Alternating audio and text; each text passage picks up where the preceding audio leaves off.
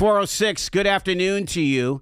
It's the Joel Natale Show. We're live from our Kingdom Financial Group studio here at 5th and State. Also live on Facebook and on YouTube, having the crucial conversations that Erie needs. And you might remember back last October and November, this studio and these microphones were inundated with conversations about the national election from all over the country and literally all over the world. We had Irish television here. We had a conversation with CBC Radio on Election Day. We had the Italians here.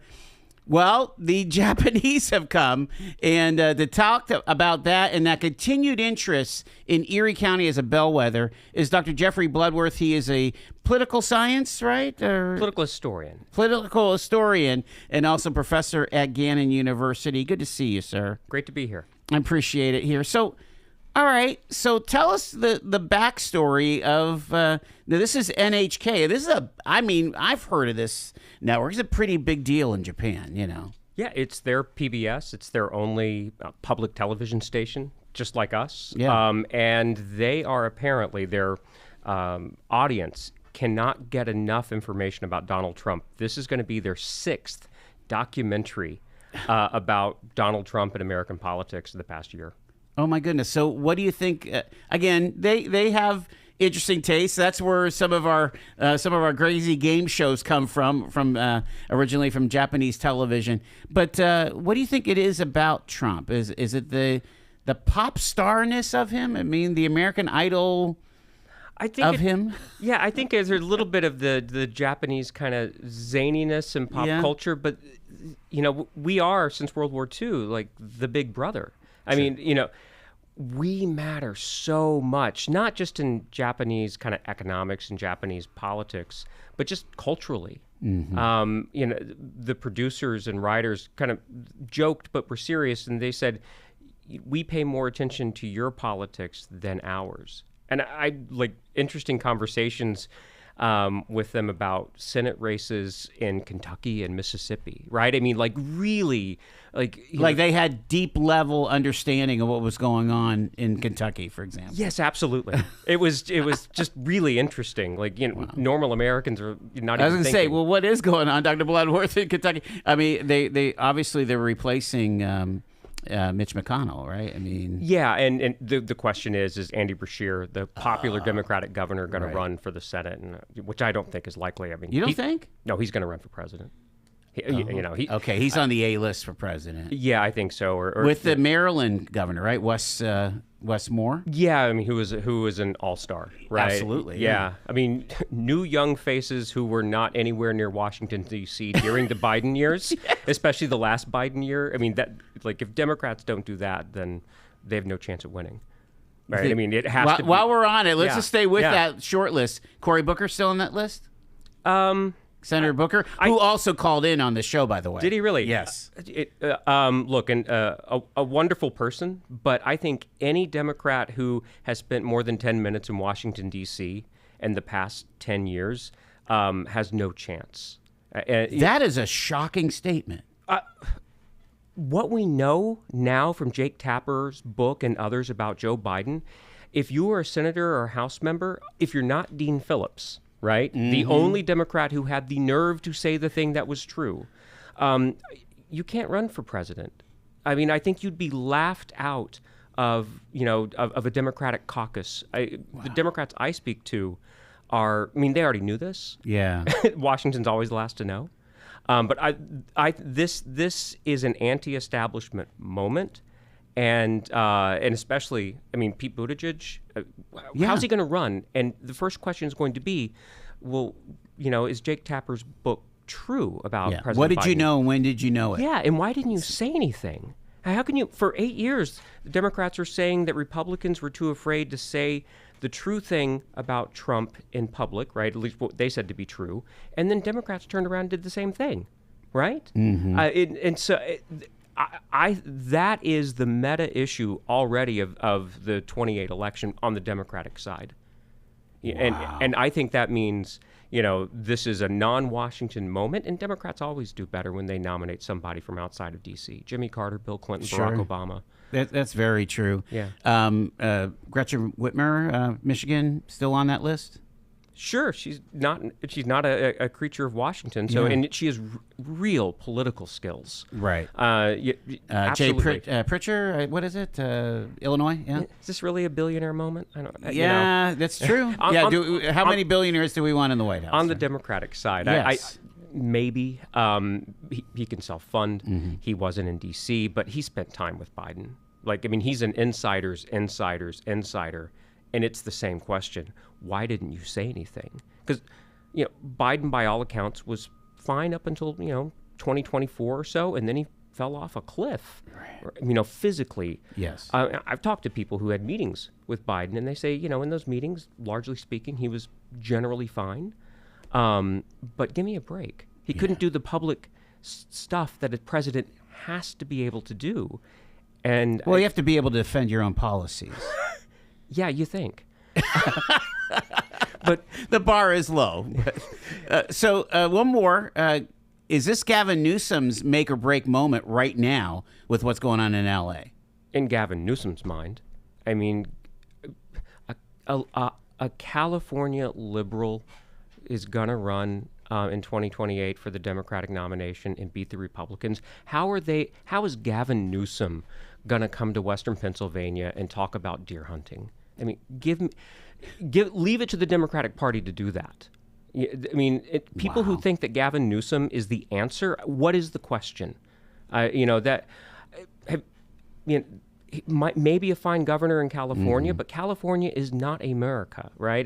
Where Democrats struggle, they're getting destroyed in small towns in rural America, and the only way they become a national party, right, is to nominate somebody who can come to Western Pennsylvania.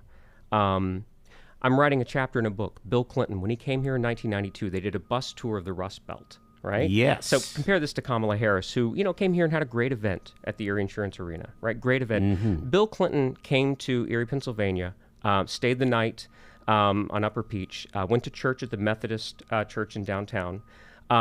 The night before, he stayed up till 2:30 in the morning shaking hands at an event. They got on the bus, they drove to Meadville, and then they drove to Grove City. And I interviewed the campaign manager, and every time he saw a crowd of people lining the road for their caravan, he made the bus driver stop. Wow.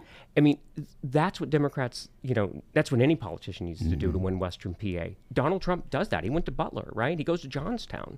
What do Democrats do? Pittsburgh and Philadelphia, and they do a big event here in Erie, but you know what, the Clinton playbook, that still plays. And he still, when Bill Clinton came in the fall, he still noted how important that moment was for him and his campaign. And he tried to duplicate it for Hillary, I want to say maybe even the primary in 2008, didn't he? But for certainly in 2016. In 2016, they tried to reprise it, and look, Hillary... Because we were like the last stop, like late at night, the night before Election Day, Yeah, Hillary did, she didn't come to Erie, right? No, they did the bus tour, but what they needed to do was the 79 corridor, and just people were literally lining the road with candles. At the end of the evening, when Clinton did the bus tour, thousands of people were at the hotel waiting for him, all organic, right? Unplanned. And the point is there's that not even cell phones back then. Yeah. And the point is that these hyper controlled campaigns, and Kamala Harris, her team, I think she ran as good of a campaign as she could, but they never let her loose. The plan was for her to come to Erie the night before the Democratic convention, and she was going to fly from Erie to Chicago, and that was Celebrate Erie Day. And they backed out, and they did a hyper controlled event that literally you couldn't get into in Western PA. And I always think, her Erie insurance event, everybody in that building was going to vote for her. Right. If she came to Celebrate Erie, right? That's how you win. You talk to people who aren't going to vote for you. Isn't that the point? Right. Well, and again, they're going to be trying to pick apart that campaign for decades to come. We got on this because the Japanese are analyzing this to such an nth degree, and are they fascinated? Are they appalled? I mean, what are some of the emotions that the Japanese establishment are having with this? Not that we really care, but maybe we should a little bit. I wouldn't have participated in a documentary that was going to cast the Rust Belt and Erie in a bad light. And so the producer, she's American-based. She went to college at West Virginia University. Oh, cool. So she knows our region. And we had a great conversation. And this was all about not, because this is what the media does, right? I mean, if you don't like Donald Trump, how can he win? Let's try to paint his supporters in the worst possible light. And what they wanted to do is, Donald Trump's the president. Let's come to Western PA and find, and talk to the people who vote for him. Yeah. And they want to understand, right? Not to take a stand one way or the other against Donald Trump. And so, I took them to the 12th Street corridor, and you see how we are reinventing ourselves. But you can also see how, a lot of people have lost their jobs, right? And have been ground down by, the creative destructive forces of free trade. Yeah. And, we all know that this is a huge source of Donald Trump's popularity in Western PA. And so they wanted to come see that, and we took them on a tour of that, and they took some footage. We went down to Corey, and we talked to a group of citizens I meet with once a month, and just to find out what's going on in the Rust Belt. What is the allure of Donald Trump, so they can help their viewers understand someone this is not George Bush, this is not Bill Clinton, this is not Barack Obama. He's very different. Yeah. It's shocking to the Japanese.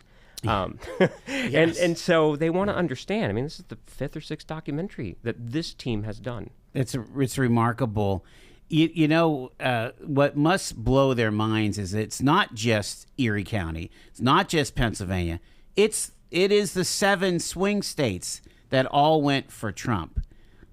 I mean, have they unpacked that? How have you unpacked that data?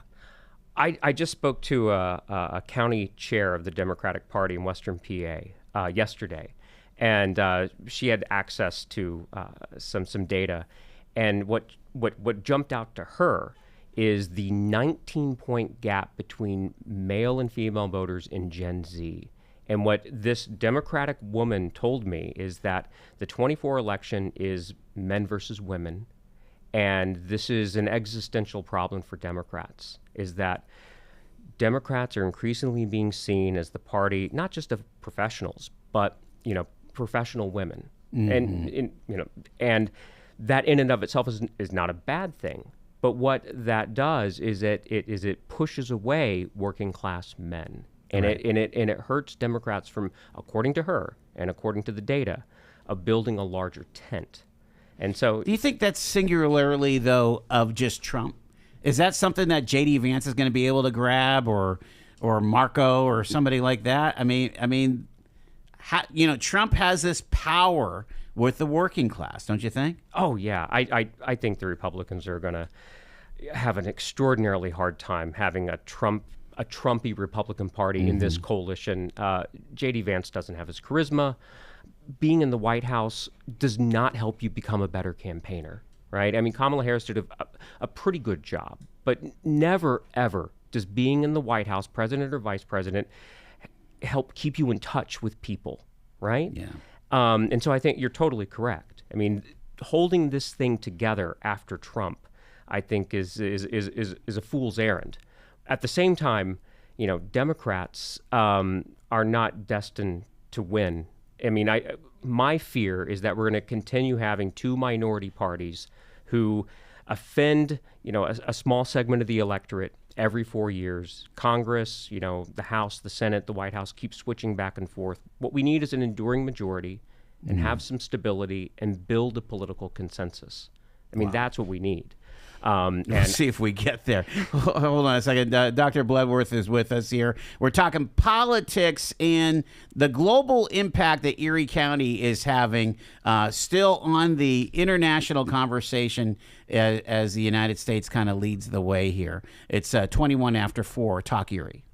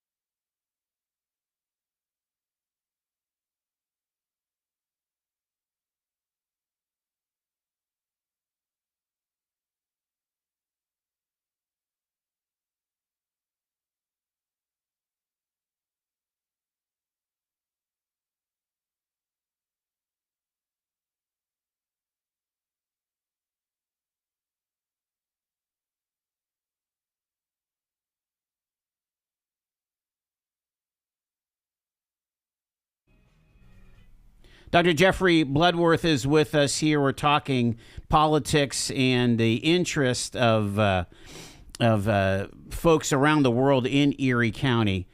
Let's talk a little bit about the results, Doc. As far as Erie County and the smidgen that President Trump won, Erie County was the same exact percentages as he won Pennsylvania. I mean, Erie County really fit that bellwether again. Yeah. It's surprisingly shocking to me. I mean, as a political historian, it's like it's gold to live in the county, right? That is the swing county, the swing state, and we get so much attention. We had 75% turnout in 2024. I mean, that's like Soviet levels. I mean, generally that's like made up numbers.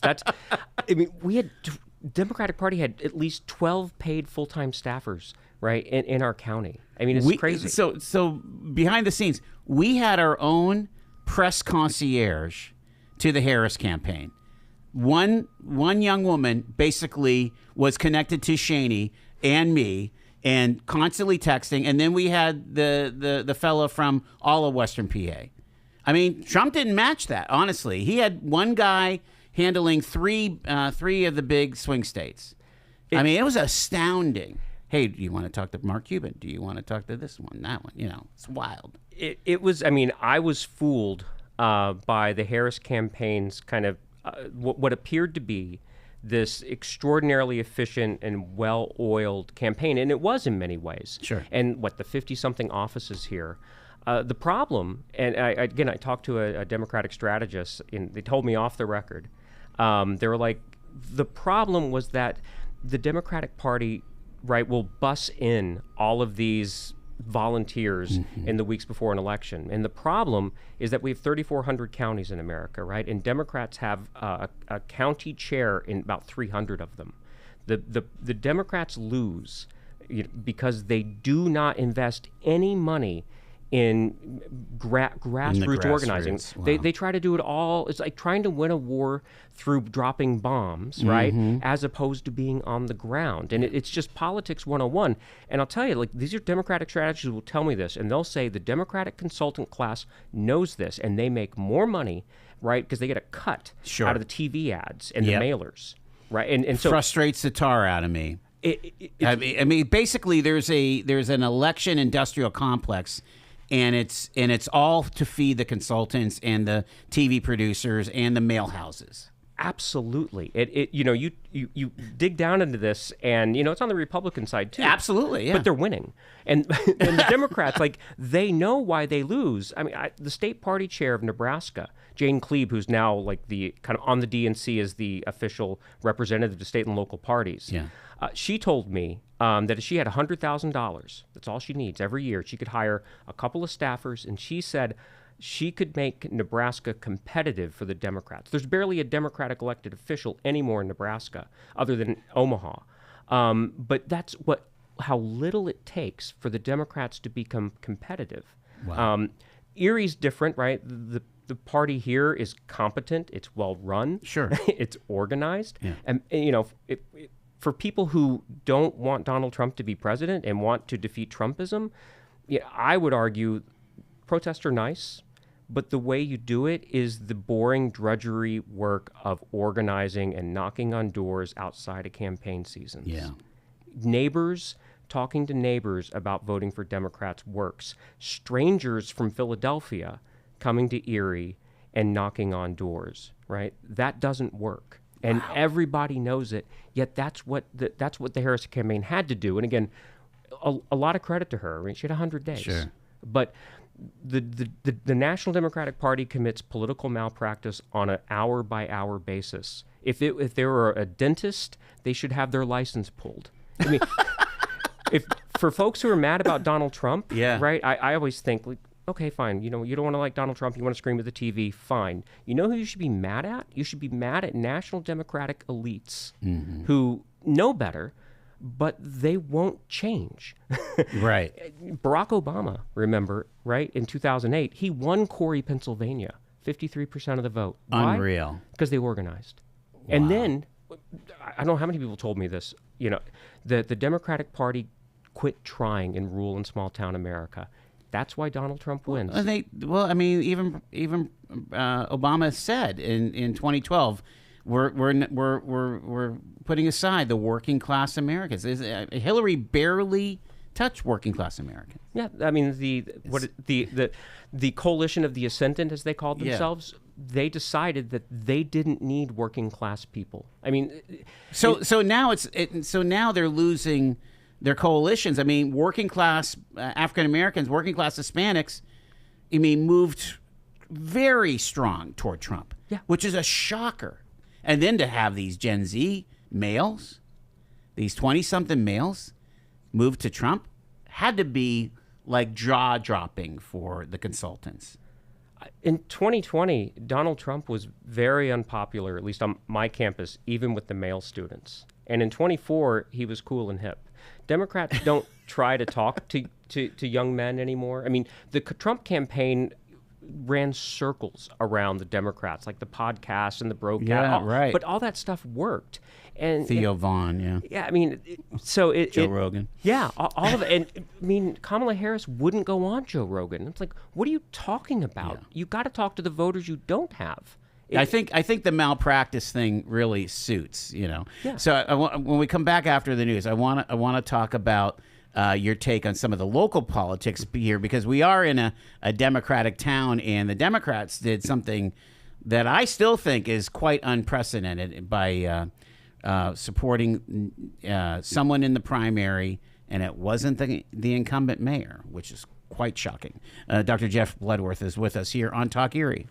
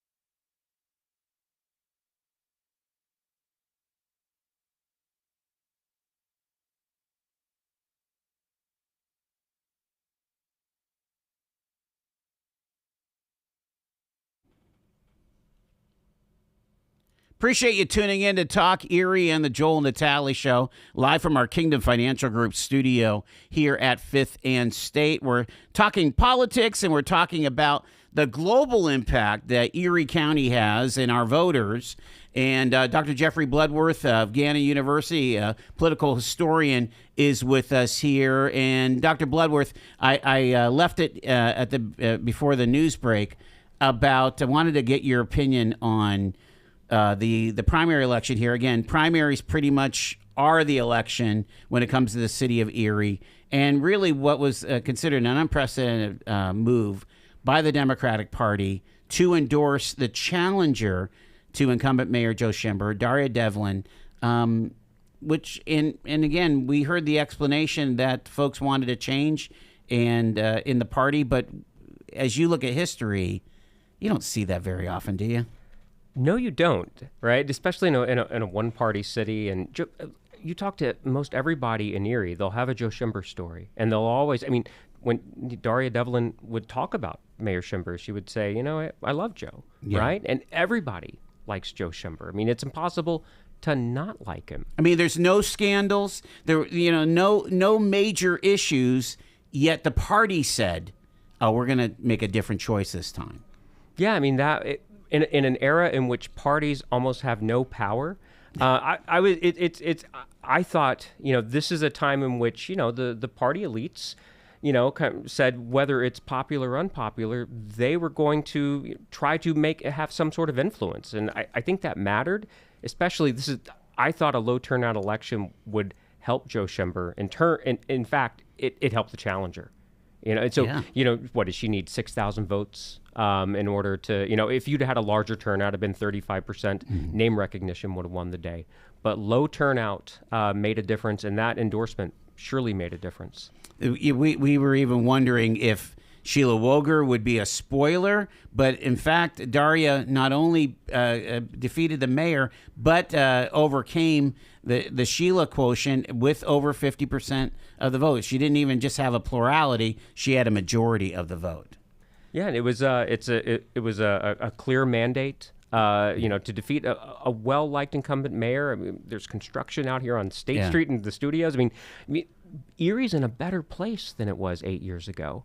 But you got this sense, talking to people, is that, I wonder how much the Joe Biden effect had, right? I mean, they're both named Joe. They're both in, their 70s.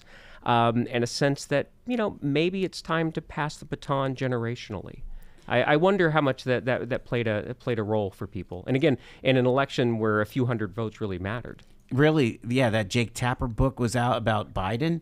It's kind of unfortunate timing. I mean, again, you never know when you're only talking about 25% of the electorate making a decision. There's all kinds of reasoning why somebody would vote the way that they do, right? Yeah, I think there's a real hunger amongst Democrats to turn the page. Maybe enough with the septuagenarians being in political office, right? Mm-hmm. Nancy Pelosi might be the Yoda of Democratic politics. I mean, she got Biden to step down. She's still very effective, but she had the smart sense to no longer be speaker or at least minority leader. Mm-hmm. And I think that's healthy. Yeah. While we're talking Pennsylvania politics, let's talk about Senator Fetterman, because I don't know if he's the Yoda. He is certainly a unicorn. Would you say? I mean, what do you think is going on there? Because he's just I think he's trying to be himself. Is he? Or is this some kind of Braddock persona that he puts on? I don't know.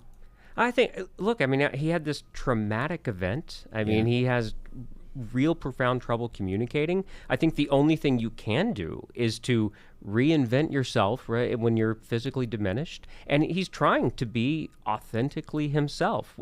It's interesting. It seemed to me that, progressives, Bernie voters always kind of thought they understood who John Fetterman was and his particular views. Mm-hmm. And Fetterman, I don't know, when I would see him speak, he didn't always say a whole heck of a lot in terms of policy.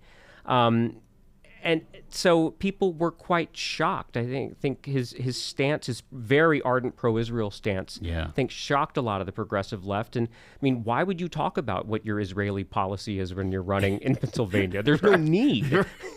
And October 7th was so shocking. I mean, it does, I think, force people to, to have a real visceral reaction to it. Well, even today, this week, he's saying things like, any Democrat that is, just kind of being okay with the riots in L.A. need to rethink their policies. That he says there's no room for this kind of craziness, and he's not towing to the orthodoxy, and it seems to play really well though in Western PA. I think. I think John Fetterman has his finger on the pulse of normie Democrats. I mean, say that again. He has the finger on the pulse of normie Democrats, which there is a very wide divide between elite Democrats who run the party, who are progressives and maybe they're right on the issues, but they are out of step. They're further to the left, right, on most every issue than normie Democrats. I mean, this is the problem that Democrats have with their working class non-white voters, who are not nearly as liberal on cultural matters as highly educated white progressives who run the party. I mean, that is, and so John Fetterman, whether he's right or wrong, I mean, he is in tune, right, with the majority of normie Democrats. And I mean, you don't have to like it, but I think that's a reality. And these what's going on in California now is redounding to Donald Trump's benefit. If the protesters against these ICE raids were more organized and they kept the violent few in check, I don't know, like the civil rights movement did in the 50s and 60s. They sure did. That would play. I mean, this is the problem that the left never fully remembers about the civil rights movement and why it was so successful, is that they were disciplined and organized and they dressed up in middle-class clothes. You know what was the only thing more unpopular than the Vietnam War were the Vietnam War protesters. And they were right about the war, but the way that they behaved obscured their issue. Yeah. And, the ICE raids, I think, are appalling and un-American. I also think that Joe Biden made a huge mistake by not controlling the border. Mm-hmm. But if you want to protest these, you're appealing to somebody in Sagertown, Pennsylvania, not to professors at Yale. And you do that by hewing to mainstream norms of decorum, and is it a few people who are violent? Sure. But that's what people see, and you have to keep those people in check, just like the civil rights movement did. There, when we talk about, Fetterman not towing the line, somebody that again is accused of towing the line of the far left is the legacy media, and this is where I'm bringing this around to the international media, because I would think that folks like NHK, or I'm thinking of our friend from Ireland, from Irish television, they're in sync with what is considered the coastal media, and so when they see a place like Erie County and or Western Pennsylvania in general, it's hard for them to make that leap that somebody could think other than what is kind of the narrative coming out of legacy media, and so to the point of how do you reset? And I think some of these major corporations who are seeing their stocks go south, they're starting to reset. They say we have to deal with this guy in the White House, and so you got the Redstone family who owns CBS Paramount saying, let's figure out a way to maybe move to the center, or there's calls for NPR to hire a conservative somewhere on their news team, right? I mean, so talk about the media, I guess. Yeah, in general. I discovered National Public Radio in the late 1980s, and I remember Bill Kristol, who was Dan Quayle's chief of staff, a well-known neoconservative intellectual and policy person, used to do first-person essays in the early 1990s. And I remember I got him confused with the comedian. And then they were like, that's Dan Quayle's chief of staff. And I remember thinking, wow, that's a really smart person. I may not agree with everything this person says. Once upon a time, National Public Radio, was not just a liberal bastion. I mean, it had an urban bias. Sure. But it has most certainly been institutionally captured by the left. I mean, I think that is just clear as day. And I'm somebody who gives money to National Public Radio. It makes it an easy target to defund. Yeah, I mean, if you had some balance, it would be harder. You'd have more support, probably. Yeah, no, like National Public Radio, the New York Times, the Washington Post. Look, Donald Trump was so shocking to the political system that it pushed a whole kind of cadre of highly educated folks in academia and journalism to join the hashtag resistance. And as a professor, that's not our job, right? But I mean, higher education has its problems with that, of trying to realize our job is to educate. Our job is not to indoctrinate. And we have our own problems in academia with that. And legacy media, there's a way to cover Donald Trump critically, and that needs to be done because trying to get rid of birthright citizenship, are you kidding me? This is un-American. But you don't need a journalist to be a cheerleader. Where were the journalists in Joe Biden's last year? Jake Tapper, I'm glad he wrote the book. Where was he? Yeah, he didn't say a word. Yeah, I mean, and that didn't exist I thought Joe Biden, of 2020 was, he dealt with the media. He's not as vigorous as he was in 2008. But by 2024, where were they? Yeah. Wow. You mentioned academia. Our job is to educate, not to indoctrinate.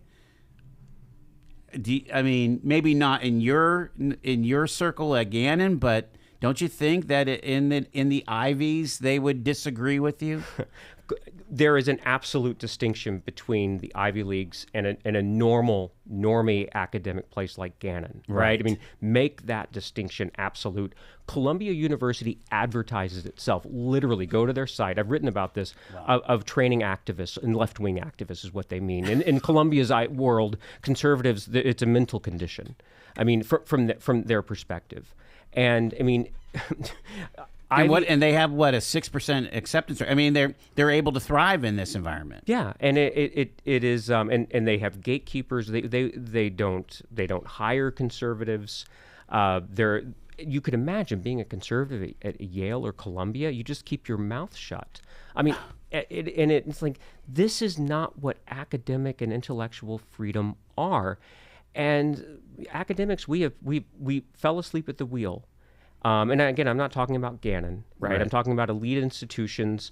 And you do have, I have a friend who was hired at the University of Tennessee recently, and they had to create their own special department, basically a department that hires people who are not left of center. Because I'm not making this up. University of Florida does this, University of Tennessee. Flagship state institutions. So we've gotten to, affirmative action just to maybe have a conservative around every once in a while. And this is a friend of mine, right? He's right of center. His Facebook every day is filled with detesting Donald Trump. He's a libertarian, a very well regarded scholar, but because he's not left. Right, University of Tennessee. I forget. It's like the Department of Civics or something. It's a whole institute. Wow. But that's what flagship universities are beginning to do, because the left has captured, in the humanities and social sciences, the hiring committees, and you can't. And again, that's not most of academia, right? That's 10%. The rest of academia, a place like Gannon, is not like that. Make that clear. And again, that's unfortunately though, it's getting thrown. I think all the universities get thrown into this, It's like they're expecting literally to be, Hamas demonstrators, in downtown Erie or something. I don't know. No, absolutely. I mean, I hear that. And you're like, this, our students at Gannon, they might have an opinion about it. I know that they do. They'll talk to me about it one way or the other. But, they understand that Gannon is a place where you come to study, right? And you come to learn. But Ivy League institutions and elite state flagship, this is not there's this thing called the Fox News fallacy, that the left believes if it's on Fox News, it's not true. Now, Fox News, we all understand, has a lot of propaganda.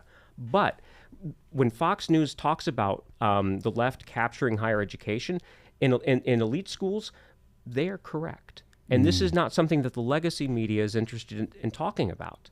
And so, this is, I think, part of what the left needs to understand. Just because it's on Fox News does not mean it's not true, right? Because Fox does have legitimate journalists, even if it does have a decided, a bent, which now we understand so does the legacy media, and it's only become more so in the last 10 years. Do you think, we have Dr. Jeffrey Bloodworth with us, do you think that this curiosity about a place like Erie County by the global media and certainly consultants and things like that, do you think that they'll ever get to say, you know what, they're just normie people trying to make a living and raise their kids in a beautiful context? I mean, that's how I think it. We're normal people trying to make a living in probably the most beautiful location on the planet, if you ask me. We have the greatest summers in the world, Amen. Right? We are normie America, right? We're a little bit whiter and we're a little less wealthy than the average American. That's very true. But this is normie America. You want to understand America? You come to a place like Erie County. You want to understand academia? Don't go to Yale. Come to Gannon. I mean, it's the same thing. And I would hope that the Europeans or the Japanese who came here during 2024 as well, they walk away knowing that this is, normal America. Because if you only go to San Francisco and New York, which are great places, I mean, that is not what America is, right? I mean, it is a slice of America. I'm not saying that they are not American, right? Right. But this is not how you understand the beating heartbeat of this nation. Talk about 2026. Fortunately or unfortunately, Pennsylvania doesn't have a Senate race coming up here next year, and so it might be kind of quiet around these parts. But I tell you what, that is 20 months away, and then we're full guns into what's going to be an open presidential election for 2028. Does Erie County still figure highly in all of this? We matter until we don't. I mean, we are the bellwether. We're going to be on the national radar. Everybody's going to be here again. It's going to be fun. All the candidates are going to actually come here. Yeah. Hillary Clinton, I think, showed that mistake. I think Kamala Harris not spending more time here, right? Really spending time in Western PA. I mean, that's what you have to do.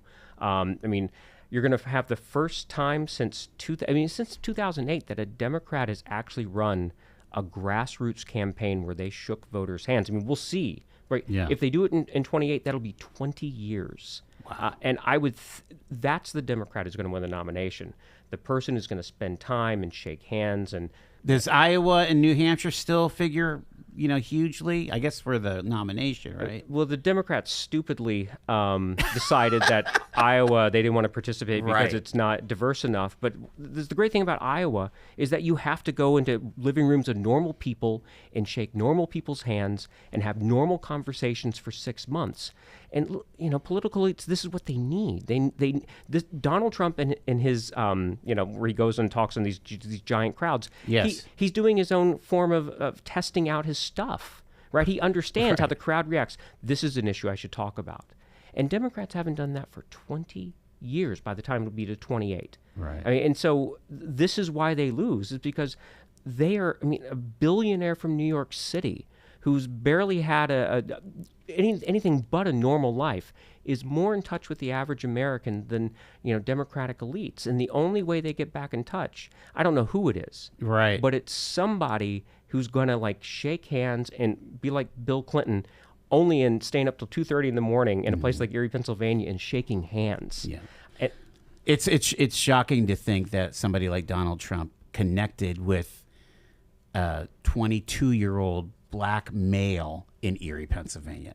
That's where you wow, how does that happen, right? But he did. He did. I walking down 6th Street last summer, and I saw an African-American male, 20-something, riding his bike, and he had a MAGA hat on. And I was like, oh, this is not a good sign for the Democrats. But Amazing. and I often think, like Donald Trump is very good at what he does, but the Democrats are also very, very, very bad at what they do. They lost to Donald Trump, the most unpopular national political figure, 2 times. And that takes some real kind of screw up. And I don't fully understand liberal activists and why they have not yet gotten really angry. And that's why I think Chuck Schumer will lose when AOC inevitably challenges him in the New York primary. I mean, that'll be one to watch. That's one to watch, and that's what's happening in 26. Is the septuagenarians better watch out. Dr. Jeffrey Bloodworth, again, Erie playing a huge role in the national political scene. Thank you so much for taking the time. Okay, thank you. Appreciate it. It's 5 minutes in front of 5 o'clock.